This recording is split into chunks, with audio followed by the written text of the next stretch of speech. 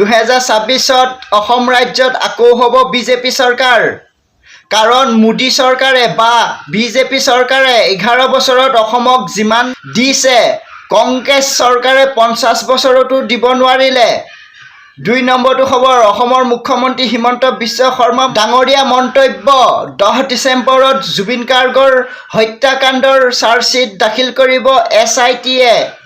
3 নম্বৰটো খবৰ, মুখ্যমন্ত্ৰী হিমন্ত বিশ্ব শৰ্মা ঘোষণা, 2026ত অসমত হিমন্ত চৰকাৰ বা বিজেপি চৰকাৰ হ'লে ৰেচন কাৰ্ডত চাউল লগতে বিনামূলীয়াকৈ চেনি, নিমখ, দাইল দিয়া হ'ব।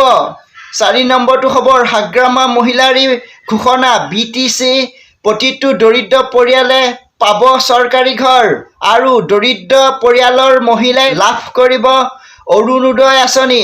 5 নম্বৰটো খবৰ, মুখ্যমন্ত্ৰী হিমন্ত বিশ্ব শৰ্মা ঘোষণা, 2025 চনৰ 20 ডিচেম্বৰ তাৰিখে অসমলৈ আহিব প্ৰধানমন্ত্ৰী নৰেন্দ্ৰ মোদী। দুদিনীয়া কাৰ্যসূচীৰে বৰঝাৰ বিমানবন্দৰৰ নৱনিৰ্মিত টাৰ্মিনেল উদ্বোধন কৰিব মোদী ডাঙৰীয়াই আৰু ভাৰত ৰত্ন গোপীনাথ বৰদলৈৰ প্ৰতিমূৰ্তিও উন্মোচন কৰিব আৰু নামৰূপত ইউৰিয়া সাৰৰ কাৰখানাৰ আধাৰশিলা স্থাপন কৰিব প্ৰধানমন্ত্ৰী নৰেন্দ্ৰ মোদী ডাঙৰীয়াই।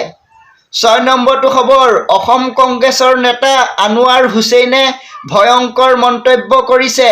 কংগ্ৰেছে বৃহৎ ধনৰ বিনিময়ত বিক্ৰী কৰে নিৰ্বাচনী টিকট আৰু টিকটৰ নামত টকাৰ লেনদেনৰ মূল ব্যক্তি হ'ল সাংসদ ৰকিবুল হুছেইন।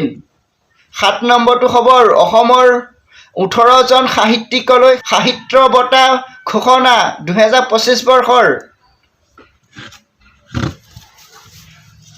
আজিলৈ বাতৰি ইমানেই আছিল। ভাল পালে লাইক, কমেণ্ট, ছাবস্ক্ৰাইব কৰিব। জয় আই অসম, জয় জুবিন দা।